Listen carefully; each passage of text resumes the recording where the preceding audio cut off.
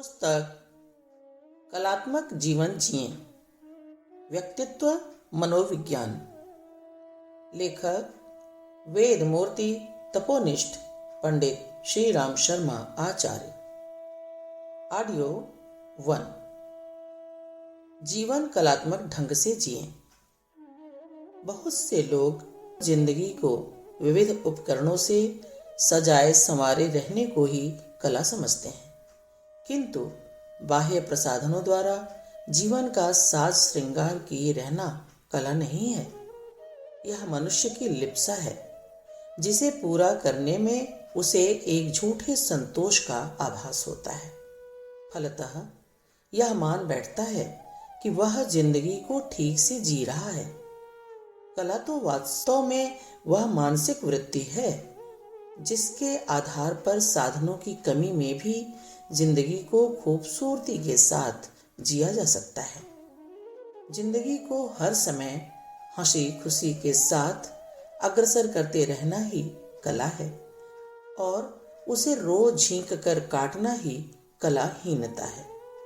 जहां तक जिंदगी को कलापूर्ण बनाने में साधनों की सहायता का प्रश्न है, उसके विषय में बहुत बार देखा जा सकता है कि एक ओर जहां प्रचुर साधन संपन्न अनेक लोग रो रो कर जिंदगी काट रहे हैं, उनसे बात करने पर ऐसा लगता है मानो उनका जीवन तत्व समाप्त हो गया है और वे उबे हुए शेष श्वासों की लकीर पीट रहे हैं। जीवन से उन्हें अभिरुचि नहीं रह गई है। इस प्रकार की जिंदगी को आकुल अथवा अकलापूर्ण कहा जाएगा। दूसरी ओर अनेक लोग अपने सीमित साधनों में भी उत्साह एवं उल्लास पूर्वक जीते दिखाई देते हैं। जिंदगी उनके लिए कटु अनुभव नहीं, मधुर आस्वादन जैसी होती है। उन्हें न तो उससे अरुचि होती है और न शिकायत। उनके जीवन में आंसुओं की अपेक्षा मुस्कानें अधिक होती हैं। इस प्रकार की जिंदगी कला कुशल मानी जाएगी। ऐसा नहीं कि कलापूर्ण जिंदगी जीने के लिए जीवन से आंसुओं का सर्वथा बहिष्कार कर दिया जाए और उनके स्थान पर जैसे भी हो मुस्कानों का संचय किया जाए। जिंदगी में हंसने तथा रोने दोनों का अपना अपना स्थान है। हास रुदन की क्रमिक कड़ियों से ही जीवन श्रृंखला का निर्माण होता है। यह सहज संभाव्य नहीं कि किसी के जीवन में हास के फूल ही खिलते रहें और रुदन के ओस की एक बूंद भी न गिरे, अथवा किसी के आंसू कभी मुस्कान में ही न बदले। हर्ष और विषाद जीवन नाटिका के दो अनिवार्य दृश्य हैं, जिन्हें सबको ही यथा अवसर देखना पड़ता है। किंतु जो इन दोनों प्रति परिवर्तनों को समभाव से उपयोग कर लेता है, वह ही कुशल और कलाजीवी कहा जाएगा। संसार में ऐसे बहुत से लोग हो सकते हैं जो करुणा अथवा शोक के संयोग पर भी यूं ही टुकुर टुकुर देखा करते हैं। उनकी आंखें अनावृष्टि की मारी धरती की तरह ही शुष्क बनी रहती हैं। यह सही है कि शोक प्रसंगों के अवसर पर धाड़े मार मार कर नदी नाले बहाना जीवन में आवश्यक आंसुओं की पूर्ति करना नहीं है। फिर भी करुणा के अवसरों पर ठूंठ की तरह ठूंठ रह जाना कोई आकर्षक अभिव्यक्ति नहीं है। यह जड़ता है, कठोरता है और दारुणता है। करुणा अथवा शोक के अवसर पर द्रवित हो उठना मनुष्यता का मोहक लक्षण है, किंतु पराभूत होकर अतिरेकता की अभिव्यक्ति करना मूर्खता है। शोक संपर्क के समय लोचन जल रहो लोचन कौना के प्रकार से रोने वाले जीवन में अपेक्षित आंसुओं की अभिव्यक्ति करते हैं।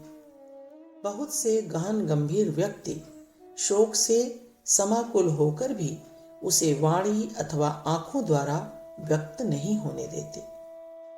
आंसुओं अथवा उच्छ्वासों के आवागमन पर ऐसे धीर गंभीर व्यक्ति पर जड़ता अथवा प्रस्तरता का आरोप नहीं किया जा सकता। ऐसी ही स्थिति की परिभाषा करते हुए किसी उर्दू शायर ने कहा है, शक न कर तू मेरी खुश्क आंखों पर, यूं भी आंसू बहाए जाते हैं। इस प्रकार जैसे जीवन में आंसुओं को स्थान न देना अकलात्मकता है, उसी प्रकार धैर्य का बांध तोड़कर अनर्गल रूप से बह उठना भी कुरूपता है। शोक से अभिभूत होने पर भी पराभूत हुए बिना जो कतिपय मानस मोतियों के देह भाग को सच्चाई के साथ समर्पित कर देना ही पर्याप्त समझते हैं, उनके रोने पर भी जीवन की कलात्मकता पर कोई आंच नहीं आती। हास निसंदेह जीवन का सौंदर्यपूर्ण कला पक्ष है। जिस अनुपात से जिसके जीवन में हंसी खुशी की अवतारणा होगी, वह उसी अनुपात से कलापूर्ण समझा जाएगा। किंतु यह हंसी खुशी मनुष्य की अपनी ही होनी चाहिए। दूसरों की छीनी हुई अथवा हारे हुए सुख संतोष से प्राप्त प्रसन्नता कला पक्ष में नहीं मानी जा सकती। मनुष्य की वह ही हंसी खुशी कला पक्ष में मानी जाएगी जो उसके अपने संतोष, आशा, उत्साह, धैर्य अथवा सधैर्य से उत्पन्न हुई हो। हंसी का अर्थ केवल हंसते रहना ही नहीं है।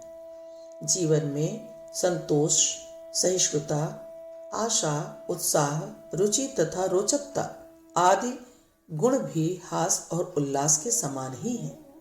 इनके अभाव में मनुष्य का अशांत एवं रुचिर रहना स्वाभाविक है। अशांति, असंतुष्टि अथवा उपालंब पूर्ण जीवन असुंदर अथवा अकलापूर्ण है। उपकरणों तथा अलंकारों से सजा रहने पर भी इस प्रकार का जीवन अकलात्मक ही है। हंसी खुशी जीवन का विशिष्ट कला पक्ष होने पर भी जब यह अनियंत्रित अथवा अमर्यादित हो जाती है, तब कला के स्थान पर कुरूपता ही उत्पन्न करती है। हर समय, हर स्थान अथवा परिस्थिति में हंसते रहना, निश्चिंतता दिखाना, अलमस्त बने रहना वास्तविक हंसी खुशी नहीं है। अपने छोटे बड़े हर कर्तव्य का उत्तरदायित्व से निर्वाह करते हुए जीवन के संघर्ष में सफलता असफलता से अप्रभावित हुए देश काल के साथ परिस्थिति तथा पर भावनाओं का ध्यान रखते हुए प्रसन्न रहना ही वास्तविक हंसी खुशी है। जिसको अपने जीवन से स्वयं कोई शिकायत नहीं है और दूसरों को शिकायत का अवसर नहीं देता, उसके जीवन को ही ठीक ठीक कलात्मक कहा जा सकता है। इस प्रकार का निरूपालंब जीवन प्राप्त करने के लिए संतोष, संघर्ष तथा साहस की वृत्तियों को परिश्रय देना होगा। आलस्य अथवा अकर्मण्यता जन्य साधनहीनता अथवा अभाव की स्थिति में जबरदस्ती जीवन में हंसी खुशी का आरोप किए रहना कला नहीं है। यह स्थिति उसी दशा में कला पूर्ण कही जा सकती है जब मनुष्य असाधनता अथवा अभाव को दूर करने के लिए पूरा प्रयत्न एवं पुरुषार्थ करता रहे और परिस्थिति, संयोग अथवा किन्हीं कारणों से सफलता न पाने पर भी असंतुष्ट, हताश अथवा निरुत्साह न हो। अकारण अभावों अथवा आवश्यकताओं की मार खाते हुए निर्लिप्त अथवा निश्चिंत बने रहना कला नहीं, कुरूपता है। अपनी क्षमताओं के अंतिम छोर तक उद्योग करने पर भी यदि कृतकृत्यता नहीं मिलती, तब भी दुखी होकर आशा एवं उत्साह का परित्याग न करके उपाय पूर्वक परिस्थितियों से टक्कर लेने और विपन्नता को बदल देने का हौसला बनाए रखना ही कला है। सरलता तथा सादगी, सद्व्ययता एवं संकलन जीवन में कला पक्ष का संपादन करते जरूर हैं, किंतु जब यह गुण ग्राम्यता अथवा कृपणता के स्तर पर पहुंच जाते हैं, तब दुर्गुण बनकर कुरूपता के कारण बन जाते हैं। कला पूर्ण जीवन के लिए उचित एवं उपयुक्त उदारता, परिश्रम एवं पुरुषार्थ ठीक तरह ही अपेक्षित है। संतोष एवं शांति की तरह ही आवश्यक है। साधन अथवा असाधन, संपन्नता अथवा विपन्नता किन्हीं भी स्थितियों में अनुरूप अथवा आवश्यक पुरुषार्थ के साथ सहजता, सरलता, संतोष, आशा, उत्साह अथवा अव्यग्रता पूर्ण हर्ष विषाद का यथा योग्य निर्वाह करते हुए जीना ही कलापूर्ण जीवन है, जिसे प्राप्त करना न केवल श्रेयस्कर ही है बल्कि सार्थक एवं सुखकर भी है। जीवन इस तरह जिए। मानव जीवन अमोल रत्नों का भंडार है, अपरिमित विभूतियों का विधान है, किंतु इसकी विभूतियां प्राप्त उसे ही होती हैं जो उनके लिए प्रयत्न करता है, उनके लिए पसीना बहाता है। आलसी और स्थगनशील व्यक्ति इसकी एक छोटी सी सिद्धि भी नहीं पा सकता। जीवन एक संग्राम है, एक आनंददायक संग्राम, परंतु कब? जब मनुष्य इस संग्राम के हर मोर्चे पर एक वीर सैनिक की तरह लड़ने के लिए तैयार रहता है। जो भीरू है, पलायनवादी है, उसके लिए यह एक जलता हुआ नरक कुंड ही है। वह हर कदम पर असफलता और निराशा से पराभूत होकर जिंदगी भर रोता झींकता रहेगा। जीवन की बहुमूल्य विभूतियां पाने के लिए पुरुषार्थ करना चाहिए, अपने को पूरी तरह से दांव पर लगा देना चाहिए। जो इसकी निधियां प्राप्त करने का संकल्प लेकर कार्य में जुटा रहता है, वह अवश्य ही सफल और सुखी होता है। मानव जीवन की प्राप्ति को संसार की कोई सामान्य प्रक्रिया नहीं मानना चाहिए। इस प्रकार का विचार रखने वाले ही उसमें छिपी हुई बहुमूल्य विभूतियों का लाभ नहीं उठा पाते हैं। मानव जीवन को सहज स्वाभाविक प्रक्रिया मानने वाले ही प्रायः इसे व्यर्थ में बर्बाद कर डालते हैं। मानव जीवन एक दुर्लभ उपलब्धि है, एक अलौकिक अवसर है।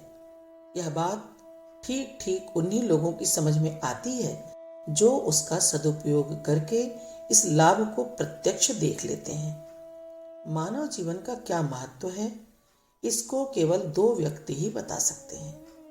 एक तो वे जिन्होंने इसके चमत्कारों को अपने अनुभवों में स्पष्ट देखा है, दूसरे वे जो इसे व्यर्थ में बर्बाद करके इसके अंतिम बिंदु तक पहुंचकर पछता रहे हैं। इस जीवन का एक एक क्षण बहुत मूल्यवान है। मनुष्य को चाहिए कि वह पुरुषार्थ के बल पर इसकी पूरी कीमत लेने का प्रयत्न करे।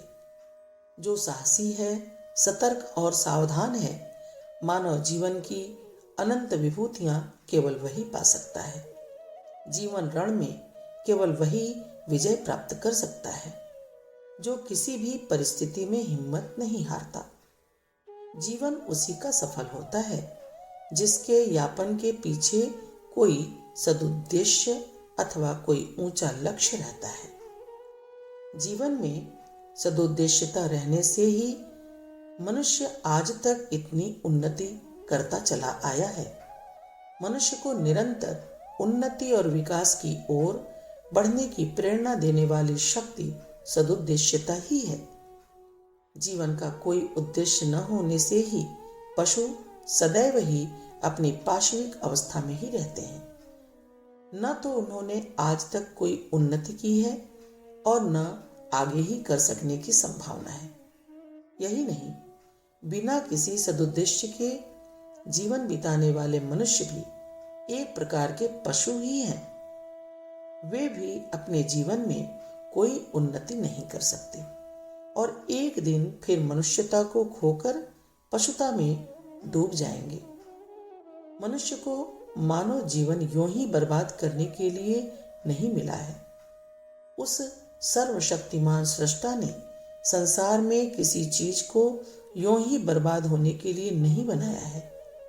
यदि किसी चीज का उद्देश्य बर्बादी होता तो उसके बनाने का अर्थ क्या? संसार की हर चीज का एक मतलब है, एक उद्देश्य है, और वह यह कि उसका सीमांत सदुपयोग किया जाए। संसार की सारी जड़ चेतन वस्तुओं में मानव जीवन सबसे अधिक महत्व एवं मूल्य रखता है। यदि उसका उद्देश्य भी विषय वासना तथा भोगों का उपभोग होता तो निश्चित रूप से अन्य पशु पक्षियों तथा कीड़े मकोड़ों की भांति इसे भी विवेक, बुद्धि और ज्ञान की संपत्ति नहीं दी जाती। मनुष्य का विवेकवान होना ही यह सिद्ध करता है कि उसके जीवन का उद्देश्य अन्य प्राणियों से भिन्न है, और वह है अपने निर्माता को पहचानना और उसे पाने का प्रयत्न करना। समुद्र की तरह जीवन मंथन करने से भी मनुष्य को सुख शांति के असंख्यों रत्न मिलते हैं।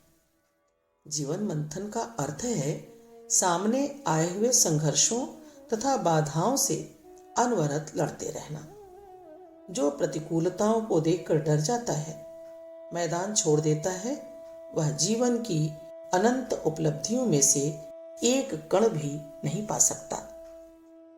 संसार में मानव जीवन सभी को एक तरह से और क्षमता के साथ मिलता है, किंतु जो सावधानी पूर्वक इसका सदुपयोग करता है वह अन्यों की अपेक्षा अधिक सफलता पाता है। वे भी मनुष्य हैं जिनकी जीवन गाथाएं पढ़ी जाती हैं, और वे भी मनुष्य हैं जो उनकी गाथाएं आश्चर्यपूर्वक पढ़ा करते हैं। दोनों का यह अंतर केवल इस बात पर निर्भर करता है कि इनमें से एक ने अपने जीवन का साहस, उत्साह और उल्लास के साथ सदुपयोग किया है, और दूसरे ने इसको आलस्य, प्रमाद अथवा वितृष्णाओं की तृप्ति में केवल बर्बाद किया है। मानवता केवल इसमें नहीं है कि हमने जीवन क्षेत्र में साधनों को किस सीमा तक अपनी स्वार्थ परिधि में घेर रखा है। मानवता इसमें है कि हमने अपने प्राप्त साधनों को किस सीमा तक संसार के कल्याण में नियोजित किया है। जीवन की असंख्य जटिलताओं के बीच भी मनुष्य को कुछ श्रेयस्कर करना है। उसे मानव जीवन के चरम लक्ष्य तक पहुंचना है।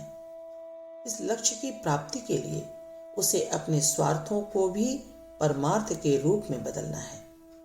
उसे जो कुछ खाना, पीना और करना धरना है वह केवल अपने लिए नहीं बल्कि दूसरों के लिए करना है। स्वार्थपूर्ण जीवन और परमार्थपूर्ण जीवन में कोई विशेष विपरीतता नहीं है, केवल एक दृष्टिकोण का अंतर है। जिस प्रकार स्वार्थी व्यक्ति खाता, पीता और व्यवहार करता है, उसी प्रकार एक परमार्थी व्यक्ति भी। उसकी जीवन क्रम कोई विलक्षण अथवा विचित्र प्रकार से नहीं चलता। स्वार्थी और परमार्थी के बीच जो अंतर है वह केवल इतना कि एक जो कुछ चाहता या पाता है वह केवल अपने लिए, अपने तक सीमित रखने को होता है, और परमार्थी की सारी इच्छाओं एवं उपलब्धियों का लाभ दूसरों के लिए रहता है।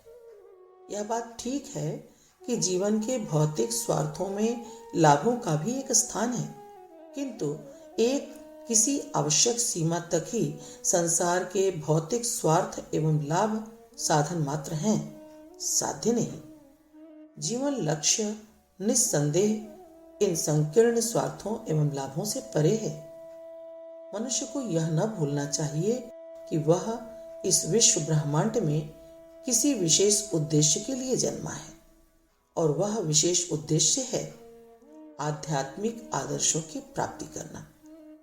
आध्यात्मिक आदर्शों की प्राप्ति अथवा पूर्ति के लिए उसे भौतिकतापूर्ण संकीर्ण स्वार्थों से ऊपर उठना होगा, तभी उसकी आत्मा का विकास होगा और उद्देश्य की पूर्ति के लिए प्रशस्त मार्ग दिखलाई देगा। आध्यात्मिक आदर्शों की पूर्ति के लिए यह आवश्यक नहीं कि साधारण जीवन की सारी आवश्यकता तथा उसके कर्तव्यों को छोड़कर अध्यात्म साधना में लग जाए। मनुष्य को करना यह चाहिए कि वह साधारण जीवन क्रम को ही आध्यात्मिक दृष्टिकोण से ओत-प्रोत कर ले। किंतु इसका यह अर्थ नहीं कि हम जीविका और जीवन निर्वाह का बहाना ले घोर स्वार्थी बन जाएं और दूसरे का ध्यान छोड़कर केवल अपने तक ही सीमित रहें। जीवन निर्वाह की बात को उसकी अपनी सीमा तक ही रखना चाहिए। जिस दिन मनुष्य जीवन निर्वाह को सामने रखकर स्वार्थों का पोषण करना छोड़ देगा और सोचने लगेगा कि जिस प्रकार मेरे लिए जीवन निर्वाह आवश्यक है, उसी प्रकार दूसरे के लिए भी, उसी दिन संसार से बहुत से दुखों का तिरोधान हो जाएगा।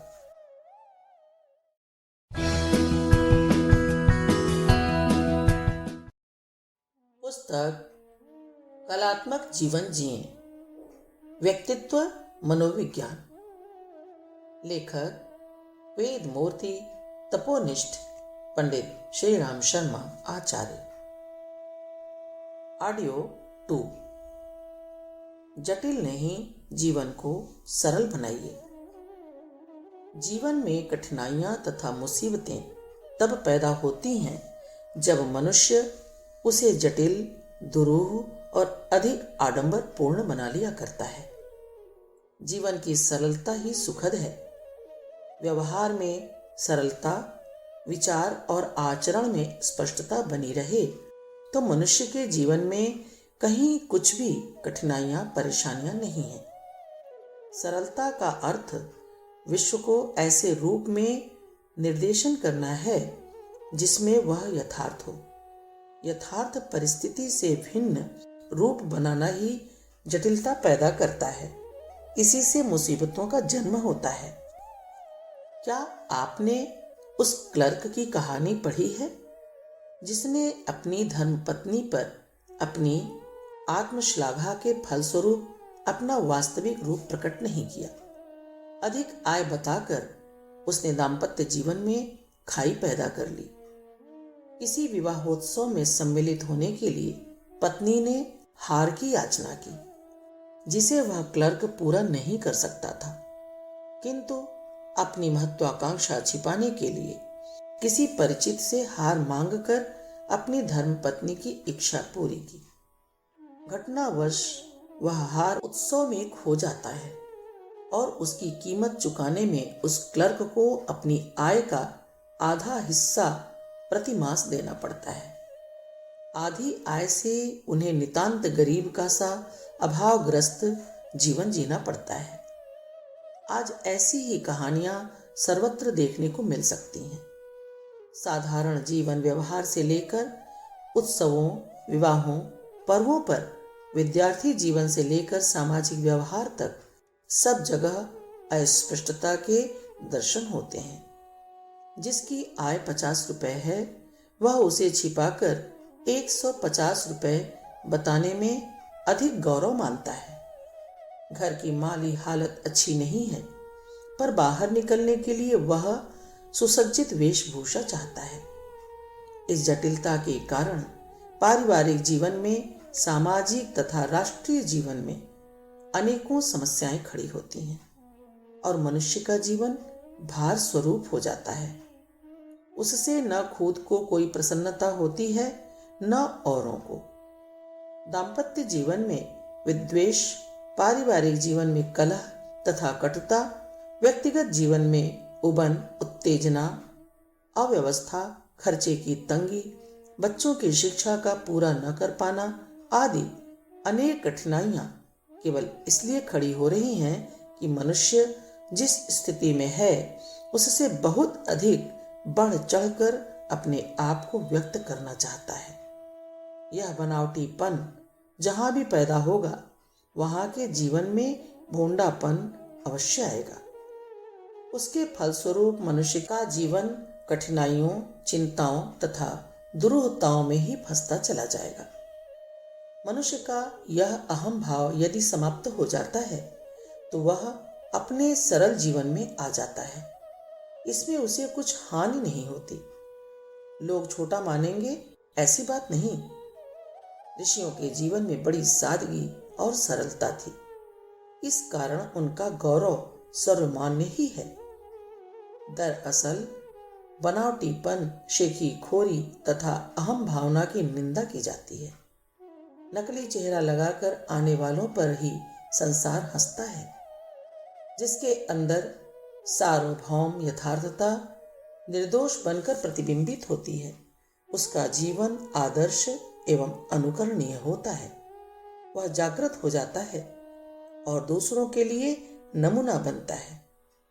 उसकी अनेक परेशानी उससे दूर रहती है और वह मस्ती का जीवन बिताता है। जिसे हम स्वाभिमान या आत्माभिमान कहते हैं, वह इसी जीवन की सरलता का परिणाम है। हम जिस स्थिति में हैं, उसी में संतुष्ट रहें तो दूसरों के आगे न हाथ फैलाना पड़े, न सहायता मांगनी पड़े। आध्यात्मिक प्रवृत्तियां केवल इसीलिए जागृत नहीं होती क्योंकि लोगों को बाहरी बनावट से ही फुर्सत नहीं मिलती। गुणों का विकास भी इसीलिए नहीं होता क्योंकि लोग अपने आप को बढ़ा चढ़ाकर प्रदर्शित करने में ही जीवन की सफलता मानते हैं और इसमें जिसको जितना सम्मान मिल जाता है, उसी में गर्व और संतोष का अनुभव कर लेते हैं। बुद्धि का जो भाग जीवन विकास और आध्यात्मिक शक्तियों के जागरण में लगना चाहिए था, वह बाह्य विडंबना और आत्म प्रताड़ना में ही बीतता है। बौद्धिक स्तर का इससे विकास भले ही हो जाए, किंतु आत्मिक स्तर दिन दिन गिरता जाता है। नैतिक दृष्टि से ऐसे व्यक्तियों को पिछड़ा हुआ ही मानना चाहिए। आहार विहार, रहन सहन, वेशभूषा, विचार तथा जीवन निर्माण में मौलिक सरलता का समावेश होना आवश्यक है। मनुष्य का जीवन एक उद्देश्य है जिसे निष्प्रयोजन नहीं होने देना चाहिए। आत्मा की आंतरिक स्फुरणा के साथ मनुष्य विकसित हो, यह उसकी मूल आवश्यकता है। उसके जीवन में स्नेह, प्रेम, आत्मीयता, दया, करुणा, उदारता, सौमनस्यता तथा सहिष्णुता का आदान प्रदान बना रहे, इसके लिए यह आवश्यक है कि उसका जीवन शुद्ध और सरल बना रहे। इससे उसका मनोबल क्षीण न होगा। वह हतोत्साह, परावलंबी तथा उदासीन न होगा। उसके जीवन में निरंतर एक ऐसी दैवी प्रतिभा का विकास होता रहेगा जिसकी समीपता में उसके उपर्युक्त मानवीय गुण फलते फूलते तथा अभिसिंचित होते रहेंगे। जटिलता जीवन वृत्तियों को बाह्योपचारों में लगाती है। सरलता आत्मिक स्तर को, अंतःकरण को विशाल बनाती है। सत्य का व्यावहारिक स्वरूप सरलता है। इससे मनुष्य का हृदय विस्तीर्ण होता है, भावनाएं परिष्कृत होती हैं। जैसे जैसे उसकी वृत्तियां अंतर्वर्ती होती जाती हैं, वैसे ही वैसे वह संसार को भी अत्यंत स्वच्छ और स्पष्ट रूप में देखने लगता है। संसार के सच्चे रूप को देखना ही आत्मा की मूल आवश्यकता है। ईश्वर की आकांक्षा को कोई व्यक्ति भुलाकर सर्वव्याप्त सद्गुणों को ही अपने अंतर्गत अवगाहन करता रहे तो आस्तिकता की सारी आवश्यकताएं इसी से पूर्ण हो जाती हैं। मनुष्य के जीवन में जब मिथ्याहंकार तथा खोखलापन आता है, तभी उसे सत्य की वास्तविकता से विभ्रम होता है और वह नास्तिकता के कूट चक्र में फंसकर जीवन को कठिन बना डालता है। मानसिक अशांति का कारण क्या है? मनुष्य चाहते हैं कि संसार के सब पदार्थ अपने अपने स्वभाव को छोड़कर उन्हीं की इच्छानुकूल बर्ताव करने लग जाएं, परंतु पदार्थ ऐसा करने से लाचार हैं। वे जिन प्रवृत्तियों नियमों से बंधे हैं, उनका उल्लंघन नहीं कर सकते। इसलिए जब वे मनुष्य की इच्छा पूर्ति नहीं करते, तभी वह दुखी होने लगता है। भलाई तो इसमें थी कि वह वस्तुओं के यथार्थ स्वरूप को देखकर अपनी आवश्यकताओं को उनके अनुकूल बनाने का प्रयत्न करता, परंतु यह तभी संभव है जब अपनी मानसिक वृत्तियों का नियंत्रण किया जाए और उन्हें स्थिति की परिधि से बाहर न होने दिया जाए। इच्छाएं आकांक्षाएं बढ़ें, इससे हर्ज नहीं, पर वे साधनों के घेरे को तोड़कर बाहर न फैलने पावें, इतना ध्यान बना रहे तो कोई भी प्रगति अनर्थकारक न होगी। संपन्नता, शक्ति और समृद्धि हमारी शान तो हैं, किंतु वे यथार्थ होनी चाहिए, केवल प्रदर्शन मात्र न होना चाहिए। बाहरी और भीतरी साधन और विस्तार में पारस्परिक मेल मिलाप बना रहे तो वह उन्नति सर्वांगीण कही जाएगी। मौलिक सरलता इतनी सजीव होती है कि मनुष्य जब प्रत्येक वस्तु से अपना अधिकार छोड़ देता है और परिस्थितियों के साथ संयोग करता है, तभी उसे अपने भीतर का खोखलापन अनुभव हो जाता है और विनम्रता, धैर्य, करुणा तथा विवेक का जागरण होने लगता है। आत्मा सरल है और उसके समर्थन के लिए तर्क की आवश्यकता नहीं। जटिलता तो केवल दुर्गुणों तथा पाप वृत्तियों के कारण उत्पन्न होती है। अतः मनुष्य जब तक स्वयं पूर्ण जीवन अभिव्यक्ति न कर ले, उन्हें अपने मनोविकारों के शोधन परिमार्जन में ही लगे रहना चाहिए। अंतःकरण में कलुष न रह जाए और बाह्य जीवन में दंभ न शेष बचे, उसी पुरुष का जीवन निश्चयात्मक शांति एवं दैवी प्रतिभा से ओतप्रोत होता है। आध्यात्मिक उन्नति और सच्चे सुख को प्राप्त करने का राजमार्ग वृत्तियों पर शासन है। जो लोग वृत्तियों के दास बनकर अपनी इच्छाओं की पूर्ति के प्रयत्नों में उचित अनुचित का विचार नहीं करते, उनकी आत्मा दुर्बल रहती है। आवश्यक सामग्री के उपस्थित न होने पर उन्हें जैसा जितना तीव्र दुख होता है, उसकी प्रतिक्रिया औरों पर भी उसी गति से होती है। कपटता में अकेले एक व्यक्ति नहीं, अनेकों और भी संलग्न हो जाते हैं। इस दुख में फंसकर लोग अनर्थ करने लगते हैं। इससे छुटकारा तभी संभव है जब मनुष्य इच्छाओं की दासता को अस्वीकार कर केवल औचित्य पर ध्यान दे। जिंदगी को खेल की तरह जिए।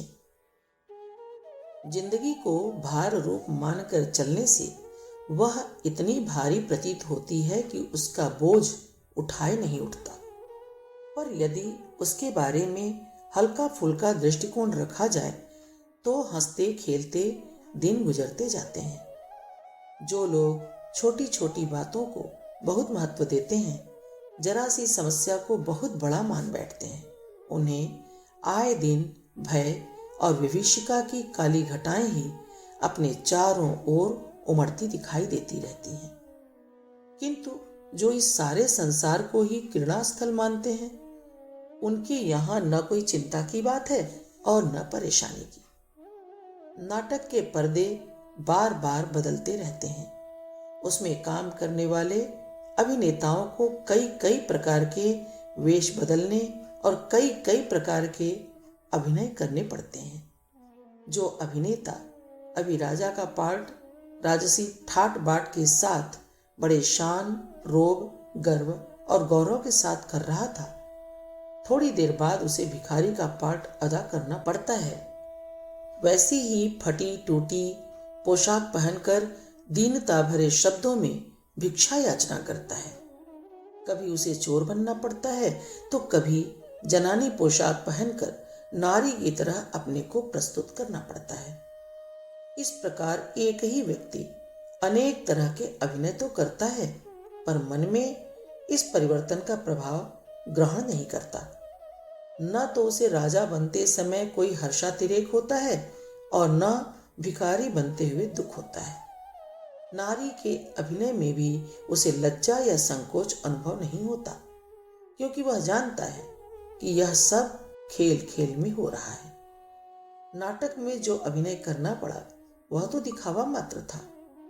वस्तुतः तो मैं नाटक कंपनी का एक छोटा सा नौकर मात्र हूं, जिसे इस प्रकार अपना कार्य करके उदर पूर्ति की व्यवस्था जुटानी पड़ती है। अभिनेता के लिए खिन्न या उद्विग्न होने का कोई कारण नहीं है। देखने वाले उस अभिनय से प्रभावित हो सकते हैं, पर वह नट प्रभावशाली प्रदर्शन करते हुए भी अप्रभावित बना रहता है। जिंदगी जीने की कला का यही रहस्यपूर्ण सिद्धांत अत्यंत महत्वपूर्ण माना जाता है। जिसने इसे समझ और सीख लिया, उसके लिए चिंतित और उदास बनाने वाली कोई भी परिस्थिति इस दुनिया में रह नहीं जाती। हम किसी भी काम में लापरवाही और असावधानी न बरतें, किंतु किसी भी बात को अनावश्यक महत्व भी न दें।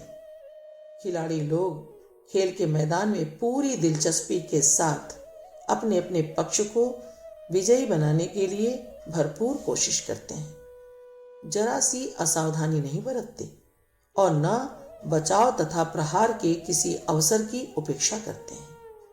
अपनी समझ और स्थिति के अनुसार दोनों ही पक्ष भाग दौड़ करते हैं। विजय की आकांक्षा प्रत्येक खिलाड़ी को रहती है। हर कोई गौरव और प्रशंसा प्राप्त करना चाहता है और इसके लिए जो कुछ संभव है सो भरपूर प्रयत्न करता भी है। इतना होते हुए भी हर खिलाड़ी जानता है कि यह सब आखिर खेल ही तो है। खेल की हार जीत कोई बहुत बड़ा महत्व नहीं रखती। खेल के मैदान से बाहर निकलते ही हारे और जीते दोनों ही खिलाड़ी पक्ष विपक्ष की हार जीत की भावना को भूल जाते हैं और प्रेम तथा आनंद के साथ आगे का कार्य साधारण रीति से फिर करने लगते हैं। जिंदगी का खेल भी हॉकी, फुटबॉल, पोलो, कैरम, शतरंज के खेलों की तरह खेला जाना चाहिए। शतरंज के खिलाड़ियों के ऊंट, हाथी, प्यादा, शाह आदि क्षण क्षण में मरते जीते रहते हैं। खिलाड़ी को इस लाभ हानि से हल्की सी मुस्कुराहट मात्र आती है।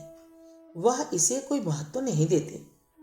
जो महत्व देने लगा उसके खेल का मजा मिट्टी हो जाता है। ऐसे ही नासमझ खिलाड़ी अपना मानसिक संतुलन खो बैठते हैं और जरा सी हार जीत को महत्व देकर आपस में लड़ मरते हैं और शत्रुता बांध लेते हैं। यही बात जीवन यापन संबंधी नीति में ओछा दृष्टिकोण रहने से भी होती है।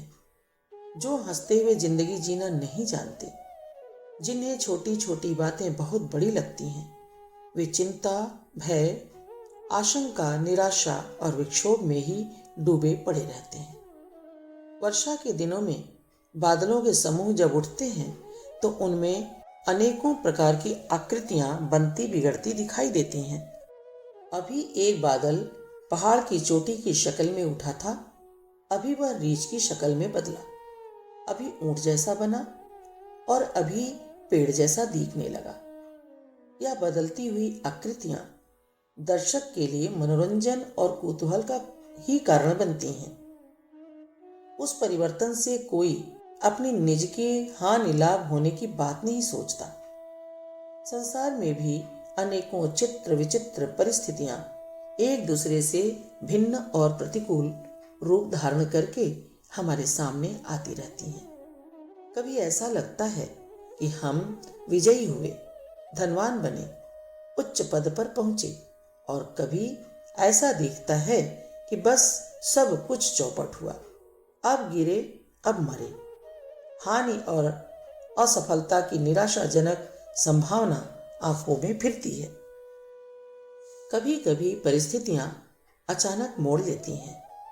सफलता के पथ पर चलते चलते अचानक कोई भारी विघ्न सामने आ जाता है और असफलता के क्षणों में कोई ऐसा प्रकाश उत्पन्न होता है कि निराशा आशा में बदल जाती है। इन परिवर्तनों के साथ साथ मनुष्य अपनी प्रसन्नता और शांति को भी उलटता पलटता रहे तब उसे क्षण क्षण में रोना हंसना पड़ेगा। फिर उसकी प्रसन्नता परिस्थितियों के हाथ बिकी हुई होगी। यह उचित नहीं कि हम अपना मानसिक संतुलन परिस्थितियों के पास गिरवी रखते। हमें परिस्थितियों का दास नहीं होना चाहिए। हम कठपुतली न बने, और परिस्थितियों के इशारे पर नाचने के लिए विवश न हो। यह मानवीय गौरव के प्रतिकूल बात है।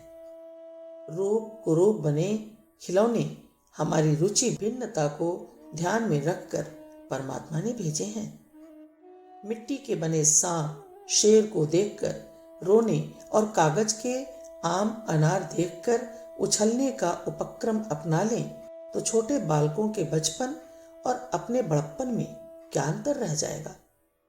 अनुकूलताएं कागज के आम अनार और प्रतिकूलताएं मिट्टी के सांप शेर हैं। यह भिन्न प्रकार के मनोरंजन के लिए सामने आते हैं। इनसे भय क्यों किया जाए, उन्हें ललचाई आंखों से क्यों देखा जाए। झूला झूलते समय आगे पीछे जाना पड़ता है। चरखी वाले झूलों में ऊपर से नीचे, नीचे से ऊपर आने का चक्र घूमता है। यह आगे पीछे और ऊपर नीचे आना जाना ही तो झूला झूलने का आनंद है।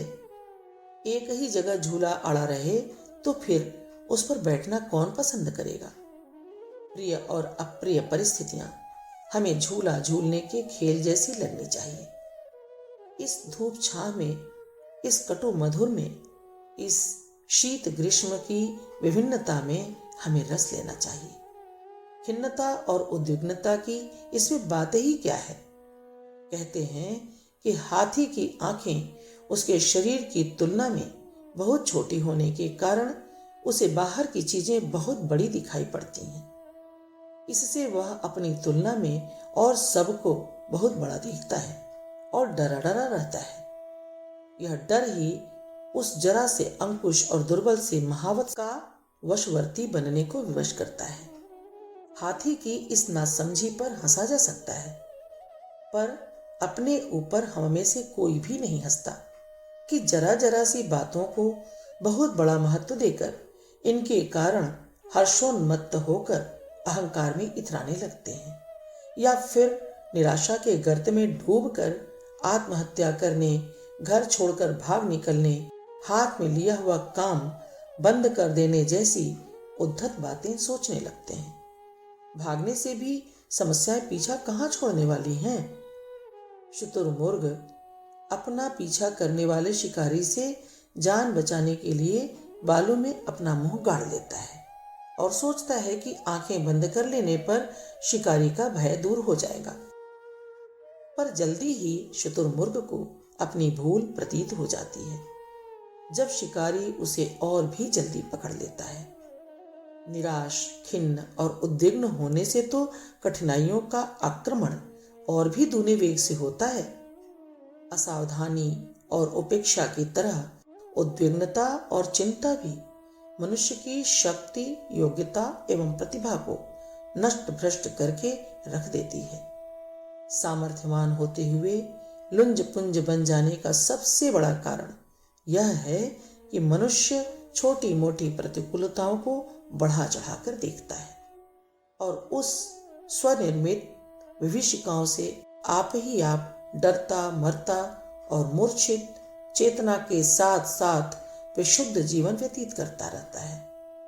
सोचना चाहिए कि जो मुसीबत सामने दिखाई पड़ती है वह अधिक से अधिक कितनी हानि पहुंचा सकती है, और उतनी हानि हो जाने पर भी अपना साधारण जीवन क्रम चलता रह सकता है या नहीं। यदि उस हानि को उठाकर भी जीवन क्रम का पहिया लुढ़कता रह सकता है तो फिर हताश होने की क्या बात रह जाती। कोई विद्यार्थी परीक्षा में अनुत्तीर्ण हो जाता है, इसकी हानि अधिक से अधिक इतनी ही हो सकती है कि नौकरी 1 वर्ष बाद लगे या 1 वर्ष की फीस आदि का पैसा अधिक लग जाए। यह हानि मानव जीवन की पेचीदगियों को देखते हुए अप्रत्याशित नहीं है, जबकि 60% अनुत्तीर्ण और 40% उत्तीर्ण होने वालों की संख्या ही हर साल सामने आती है। तो अनुत्तीर्ण होना कोई ऐसी बड़ी दुर्घटना नहीं माना जा सकता जिसके लिए वह छात्र आत्महत्या जैसी बातें सोचे या अपने मन को बहुत छोटा बनावे।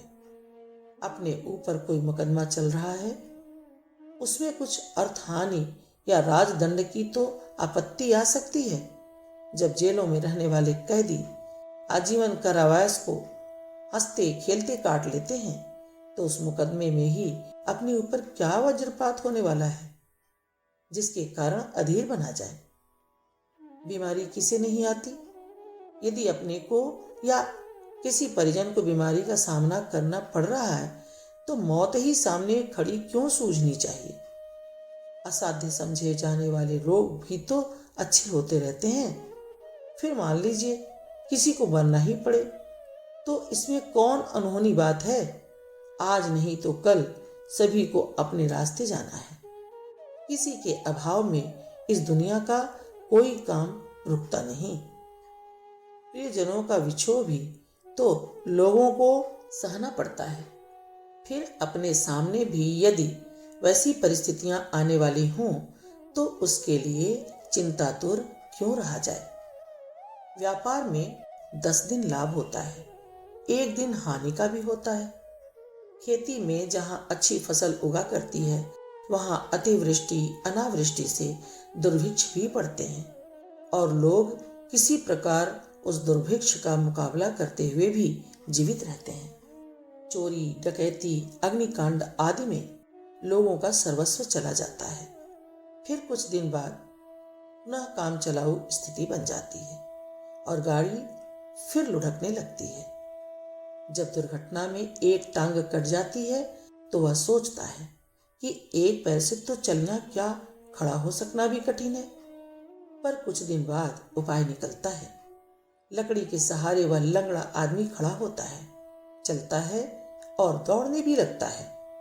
ईश्वर की इस सृष्टि में ऐसी व्यवस्था मौजूद है कि तथाकथित विपत्ति आने के बाद उसका कोई प्रतिकार भी निकलता है, और बिगड़ी को बनाने वाला ईश्वर उस अव्यवस्था में भी व्यवस्था का कोई मार्ग निकाल देता है। भविष्य में जिन आपत्तियों के आने की आशंकाएं किया करते हैं, वस्तुतः उनमें से 1/4 भी सामने नहीं आती। जो आती हैं वे वैसी भयंकर नहीं होती जैसी कि डरते हुए कल्पना की जाती थी। कठिनाई देने वाला उसके समाधान का मार्ग भी सुझाता है, दर्द देने वाला दवा भी देता है। ईश्वर किसी को असहाय नहीं छोड़ता, वह विपत्ति में भी साथ रहता है। माता छोटे बच्चे को नदी में स्नान कराते समय मजबूती से पकड़े भी रहती है कि कहीं वह डूब या बह न जाए। परमात्मा कठिनाइयों भरा नदी स्नान तो कराता है, पर हम में से किसी भी बालक का हाथ नहीं छोड़ता। कठिन समय में भी उसका सहारा मिलता रहता है, अंधेरे में भी उसका प्रकाश चमकता रहता है और मार्ग दिखाता रहता है। हम हर काम में पूरी सावधानी बरतें, मुस्तैद रहें और सतर्कता पूर्वक अपने कर्तव्य का ठीक ठीक पालन करते रहें, पर साथ ही यह भी ध्यान रखें कि यहाँ ऐसा महत्वपूर्ण कुछ भी नहीं है जिसके लिए चिंतित, परेशान, उद्विग्न और निराश हो। पतंग की डोरी की तरह परिस्थितियां उलझती भी रहती हैं और सुलझती भी। रात के बाद दिन निकलना, मौत के बाद जीवन मिलना, निद्रा के बाद जागृति आती है। फिर हम आशा का सूत्र क्यों तोड़ें, हिम्मत क्यों हारें, दिल क्यों टूटने दें? संपदा में भी जो रोते खींचते रहते हैं, उनकी अपेक्षा वे अधिक बुद्धिमान हैं, जो विपदा में भी मुस्कुराना जानते हैं। परिस्थितियां जिन्हें दबा डालती हैं, जिन्हें तोड़ देती हैं, वे कमजोर मनुष्य, दीन, दुर्बल और दया के पात्र ही समझे जा सकते हैं। धीर और वीर वे हैं जो निडर रहते हैं, हिम्मत नहीं छोड़ते, अधीर नहीं होते और हर कठिनाई का हंसते मुस्कुराते हुए स्वागत करते हैं। हम टूट जाने वाले कच्ची मिट्टी के खिलौने क्यों बने, लोहे का घन क्यों न बने जो निरंतर चोटें पड़ते रहने पर भी अविचल बना रहता है, माथे पर शिकन भी नहीं आने देता। कठिनाई बेशक बड़ी होती है, पर मनुष्य की आत्मा उससे बड़ी है। धैर्यवान समुद्र को लांघते और असंभव को संभव बनाते हैं। जरा जरा सी कठिनाइयां हमें डराती और विशुद्ध करती हैं। यह स्थिति खेदजनक ही मानी जाएगी, मानव जीवन के अनुपयुक्त भी। जिंदगी सचमुच एक खेल मात्र है, उसे खेल की तरह ही जिया जाना चाहिए।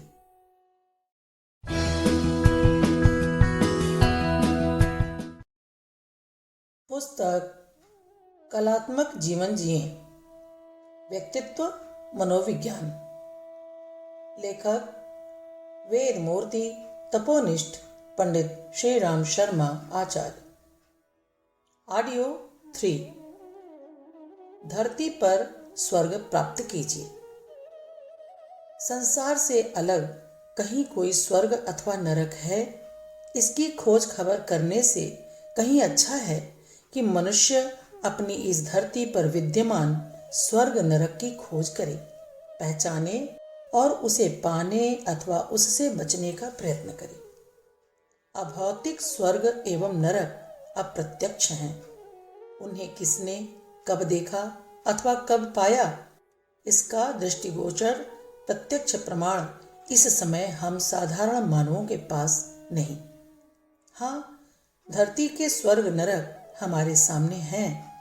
उनको इन चर्म चक्षुओं से देखा जा सकता है और उनको पाया अथवा उससे बचा जा सकता है। स्वर्ग एवं नरक का स्थूल अर्थ है सुख तथा दुख। जो व्यक्ति अंदर तथा बाहर से सुखी एवं प्रसन्न है वह स्वर्ग में स्थित है, और जो अंदर बाहर से दुखी अथवा अप्रसन्न है वह नरक में स्थित है। मनुष्य इस भौतिक स्वर्ग नरक को अपने भौतिक शरीर से ही पा सकता है, उसे देख सकता है और अपनी इंद्रियों द्वारा उसके रस अथवा विष को अनुभूत कर सकता है। स्वर्ग एवं नरक की उभय स्थितियों में से कोई भी व्यक्ति स्वर्गीय स्थिति की ही कामना करेगा। ऐसा कौन मूर्ख अभागा होगा जो नरक की यातना चाहेगा? मनुष्य से लेकर कीट पतंग तक जितने भी जीवधारी हैं, वे सब स्वर्ग अर्थात सुख की स्थिति ही पाने की कोशिश किया करते हैं। उनमें से बहुत से पाते भी हैं और अनेक असफल भी रहते हैं। स्वर्ग नरक के प्रति प्राणियों की अनुभूति इतनी तीव्र है कि एक अबोध शिशु तक अपने हास रुदन से यह सूचित कर देता है कि वह उस समय स्वर्ग की स्थिति में है अथवा नरक की यातना में। अनुभूति की यह तीव्रता और हास रुदन के रूप में उसकी अभिव्यक्ति इस बात का प्रमाण है कि मनुष्य ही क्यों, प्राणी मात्र स्वर्ग की ही स्थिति चाहता है, नरक की नहीं। यही उसका चरम लक्ष्य भी है और यही उसका चरम विकास। स्वर्ग क्या है? सुख, शांति, आनंद, मंगल, कुशल क्षेम तथा पुण्य प्रकाश की परिस्थिति ही स्वर्ग है। इस स्थिति में मनुष्य का मन प्रसन्न, शरीर स्वस्थ तथा आत्मा सस्मित रहा करती है। वह दिन दिन उन्नति करता हुआ, सफलताओं की वरमाला पहनता हुआ संसार में पुण्य प्रताप के बल पर कीर्तिमान होकर अमर हो जाता है। भौतिक शरीर में प्रसन्न परिस्थितियों के बीच निवास करना ही स्वर्गीय भोग है और अंत में यहाँ शरीर से निर्लिप्त होकर अमृत पा लेना स्वर्ग का अंतिम एवं लक्ष्य फल है। इस समुन्नत स्वर्गीय स्थिति तक पहुंचने के लिए सोपान परंपरा को सदाशयता का नाम दिया जा सकता है। सब कुछ सद एवं ही शुभ ही करना स्वर्ग की पावन परिस्थिति की ओर अग्रसर होना है। मनुष्य एक जीवन है और जीवन का ठीक ठीक अर्थ है सुस्वास्थ्य। स्वास्थ्य स्वर्ग का प्रथम एवं मूलभूत सोपान है। स्वस्थ शरीर, स्वस्थ मन और स्वस्थ आत्मा का त्रिविष्टप ही सच्चा स्वर्ग है। इसे प्राप्त कर लेने पर स्वर्ग की अन्य सारी सहायक परिस्थितियां स्वयं प्राप्त हो जाती हैं। शरीर हृष्ट पुष्ट एवं बलिष्ठ है तो मनुष्य धरती को चीरकर सुख का स्रोत निकाल लेगा। वह आवश्यकता अनुसार दिन रात परिश्रम कर सकता है। क्लांति, अशांति, अनिद्रा अथवा अजीर्ण उसके निकट नहीं आ सकते। निराशा एवं चिंता की परिस्थिति उसे विचलित नहीं कर सकती। स्वस्थ श्रम से उद्दीप्त उसकी क्षुधा साधारण अन्न को पचाकर उसे परम तृप्ति प्रदान करने में समर्थ रहती है, जिससे उसे संतोष होगा। लिप्सा एवं लोलुपता से रक्षा होगी। स्वस्थ शरीर ऋतुओं का आनंद, प्रकृति का सौंदर्य अनुभूत करा के स्वर्गीय सुख ही प्रदान करता है। जलवायु का परिवर्तन उस पर प्रतिकूल प्रभाव नहीं डाल पाता। स्वस्थ मनुष्य सदैव प्रसन्न एवं प्रमोदित रहा करता है। व्यग्रता, विवशता उसके पास होकर नहीं गुजरती। मनुष्य की मूल निरोग अवस्था को स्वर्गीय स्थिति के सिवाय और क्या कहा जा सकता है। जो पुष्ट एवं बलिष्ठ है वह निर्द्वंद ही रहा करता है। उसको न तो किसी शत्रु से भय और न किसी संघर्ष के प्रति चिंता ही रहा करती है। स्वस्थ मनुष्य का स्वभाव सहज रूप से मधुर एवं सौजन्यपूर्ण रहा करता है। अक्रोध के कारण वह बहुधा अजात शत्रु ही रहता है। तथापि यदि कोई अकारण द्वेषी दुष्ट उससे बैर बांधता भी है तो वह उससे हर प्रकार से निपट लेने की क्षमता रखता है। उसे शंका अथवा भय नहीं रहता। अपने स्वस्थ एवं सशक्त शरीर के भरोसे वह सदा निर्भय रहा करता है।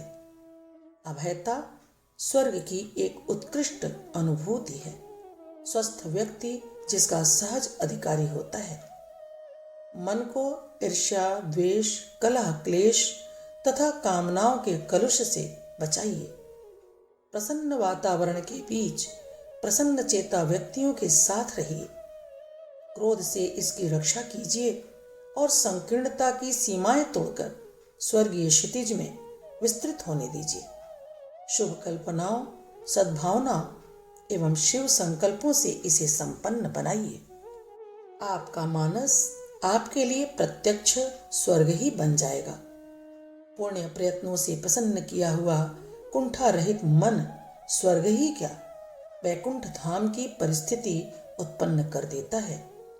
सत्संग, स्वाध्याय, चिंतन तथा चारु चरित्र से आत्मा को प्रबुद्ध कीजिए। उस पर पड़े कुसंस्कारों के आवरण को पुण्य कर्मों से जला डालिए। परोपकार एवं परमार्थ में आस्था रखिए। आस्तिकता के बल पर आत्मा की उपस्थिति पहचानिए। उसे प्रत्यक्ष होने का अवसर दीजिए। आपकी बुद्ध एवं प्रबुद्ध आत्मा अपने भीतर छिपे शत शत स्वर्गों को आपके लिए प्रत्यक्ष एवं उपलक्ष्य बना देगी।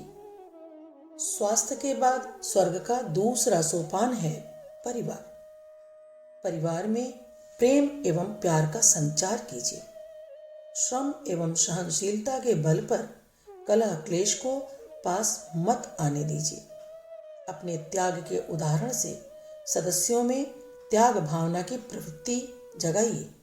शिक्षा का प्रसार करिए। संतोष एवं मितव्ययता का गुण सीखिए और सिखाइए। हर छोटे बड़े के बीच सहमति एवं सम्मति रखिए।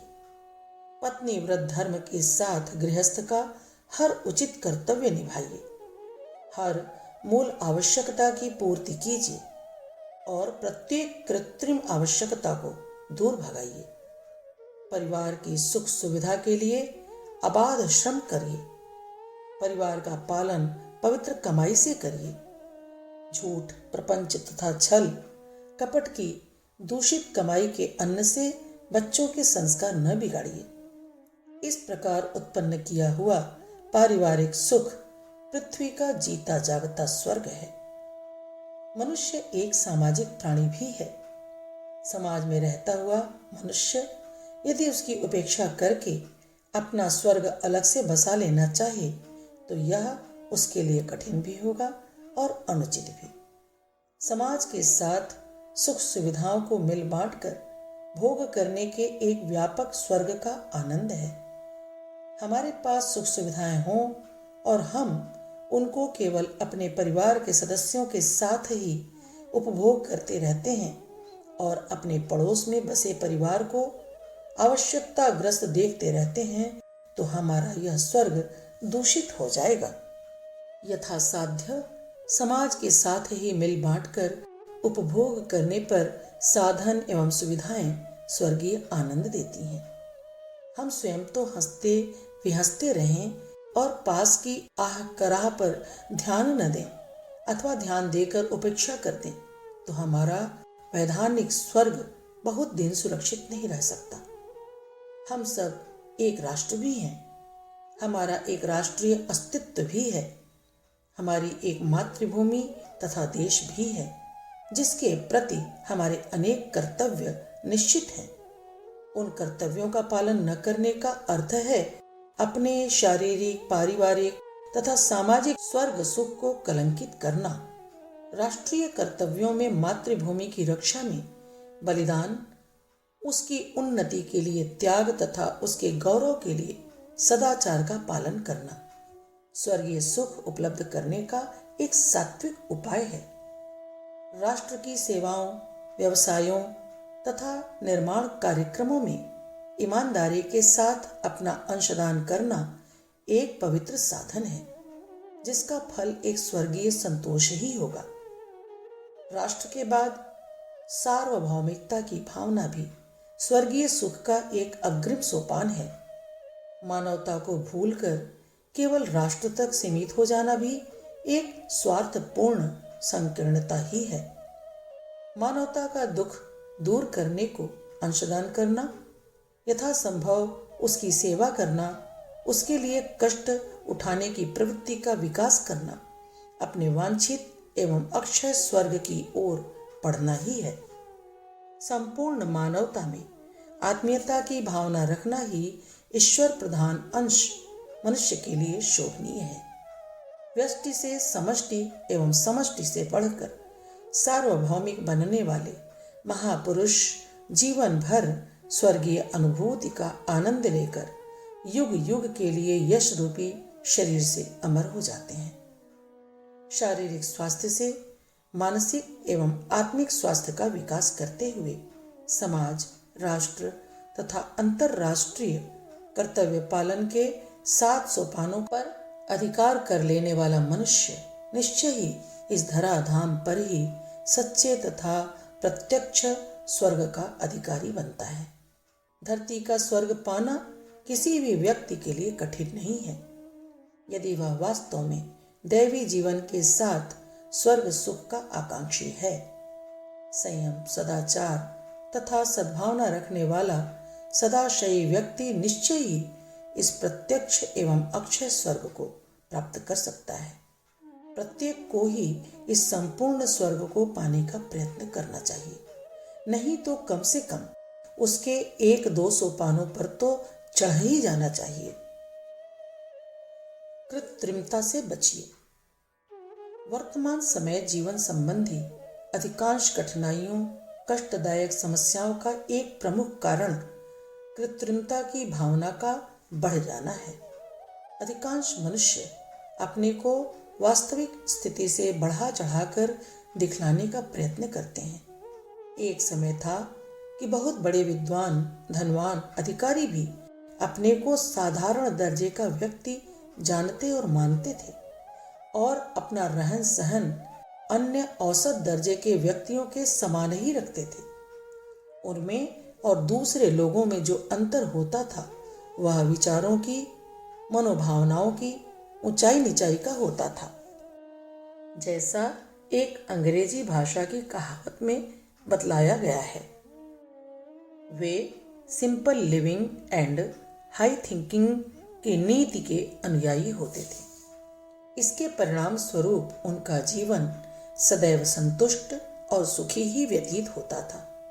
सांसारिक परिस्थितियों के उतार चढ़ाव, संपद और विपद का आना जाना उन्हें बहुत कम प्रभावित कर पाता था। देखने वालों की निगाह में भी वे सदा एक से जान पड़ते थे, जिससे उनके प्रति सम्मान और श्रद्धा की भावना अक्षुण्ण बनी रहती थी। पर इस नए जमाने में अधिकांश व्यक्तियों की प्रवृत्ति इसके विपरीत दिखलाई पड़ने लगी है। वे अपनी वास्तविक योग्यता, सद्गुणों को न बढ़ाकर केवल बाहरी दिखावट, सजावट, फैशन, तड़क भड़क के बल पर अपने को दूसरे से बड़ा विशिष्ट बतलाना चाहते हैं। इसके लिए वे अपने साधनों, शक्तियों को उचित से अधिक व्यय कर डालते हैं। जीवन की मूलभूत आवश्यकताओं की उपेक्षा करके ऊपरी टीम टाम को कायम रखने में ज्यादा ध्यान देते हैं, अधिक प्रयत्न करते हैं। उनका कार्य एक प्रकार की मूर्खता या प्रवंचना जैसा होता है। वे समझते हैं कि इस तरह शान से रहने के कारण हमको अन्य लोगों से अधिक इज्जत मिलेगी, सब कोई हमको बड़ा आदमी समझेंगे और हम अधिक सुविधाएं अथवा अधिकार पाकर लाभान्वित भी हो सकेंगे। पर परिणाम प्रायः उल्टा होता है। ज्यादातर मनुष्य उनके इस नकलीपन को भांप जाते हैं और प्रत्यक्ष में नहीं तो परोक्ष में उनकी हंसी उड़ाते हैं। और अनेक लोग तो मुंह पर झूठी प्रशंसा करके उनको मूर्ख बनाने की चेष्टा भी करते हैं। कुछ ही समय में ऐसे व्यक्तियों की कलई खुल जाती है और इस अपव्यय के कारण उनके साधनों में कमी पड़ जाती है और वे निम्न कोटि का तथा अभावग्रस्त जीवन बिताने को बाध्य होते हैं। ऐसे लोगों से किसी को सहानुभूति भी नहीं होती, क्योंकि वे अपने मिथ्या घमंड और धूर्तता के कारण दुर्दशा में पतित होते हैं। पर खेद है कि वर्तमान समय में बहुसंख्य व्यक्तियों ने इसी प्रकार के रहन सहन को एक कला मान लिया है और वे दूसरों की आंखों में धूल झोंकने की चेष्टा करते हुए स्वयं ही उपहास और कष्टों के शिकार बन जाते हैं।